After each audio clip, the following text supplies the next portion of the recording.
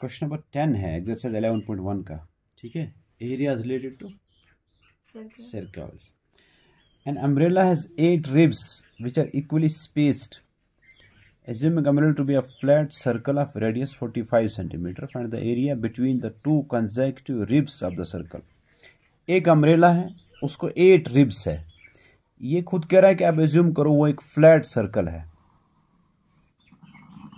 ठीक है। एक फ्लैट सर्कल है वो, ठीक। और फिर उसके जो 8 रिब्स है, इस तरह का वो अम्ब्रेला कह रहे हैं आप ऐसे फ्लैट सर्कल एक बनाओ, ठीक है ना। ये ऐसे है, ऐसे। तो ये रिब्स है, ये रिब्स है, ये है, ये 8 है। और हर कंजेक्टिव रिब, कंजेक्टिव इसका कंजेक्टिव ये है, इसका कंजेक्टिव ये है, हर कंजेक्टिव रिब के बीच में ये पोर्शन बन रहा है ये।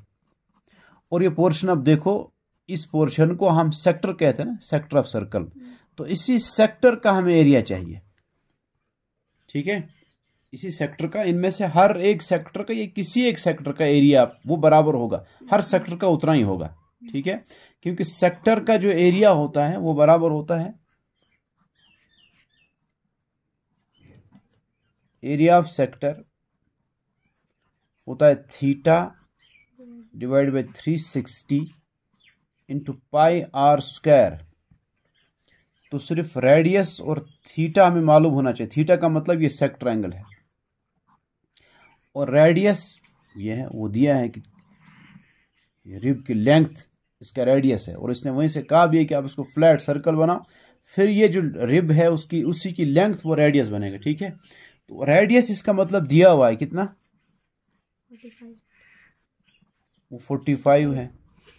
और अब थीटा जो सेक्टर एंगल है इसका वो कितना होगा, वो ये है, वो ये या ये इस सेक्टर का ये है, इस सेक्टर के लिए ये है, वो ये जो सेक्टर इन कंजेक्टिव रिब्स के बीच में बन रहा है उसके लिए ये है, इन दो कंजेक्टिव रिब्स के बीच में पोर्शन बन रहा है उसका सेक्टर जो बन रहा है उसका एंगल ये है। तो कितने टोटल बन रहे हैं वो 8 डिवाइड हो रहा है, नहीं पूरा जो एंगल है वो 8 पार्ट्स में डिवाइड हो रहा है, 8 इक्वल पार्ट्स में।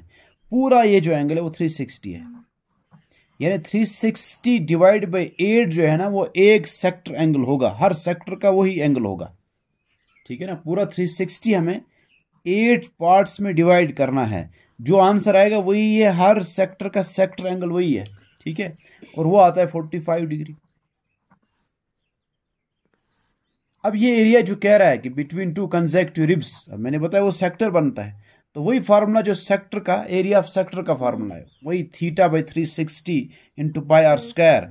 उसमें थीटा अब हमें पता चला वो 45 डिग्री है, यानी सेक्टर एंगल जो है divide by 360 degree into 22/7 into radius 45 into 45, वो सब जो आता है वो कितने किसके बराबर आएगा, वो आता है 795.5 सेंटीमीटर स्क्वायर, ठीक है। इसका एक मेथड ये है।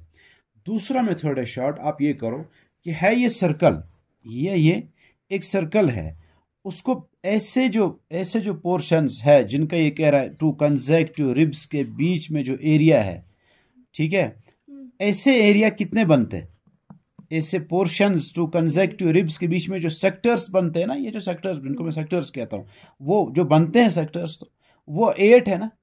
आपको एक का एरिया चाहिए, अब पूरे सर्कल का एरिया है, इसका मतलब है एरिया ऑफ सर्कल, पूरे सर्कल का एरिया डिवाइड हो रहा है ना, 8 इक्वल पार्ट्स में, वो जो निकलेगा वही एक का एरिया है ना। तो ऐसे भी कर सकते हैं हम। तो एरिया ऑफ सर्कल का फार्मूला क्या है, वो है पाई आर स्क्वायर डिवाइड बाई 8। देखो वो कितना आएगा, 22/7 इंटू 45 इंटू 45, ठीक। फिर होल डिवाइड बाई 8। आप देखो कैलकुलेट करके देखो, ये भी उतना ही आएगा कि 795.5 सेंटीमीटर स्क्वायर। तो ऐसे भी हम कर सकते हैं और ऐसे भी जो ऊपर मैंने दिखाया, ठीक है।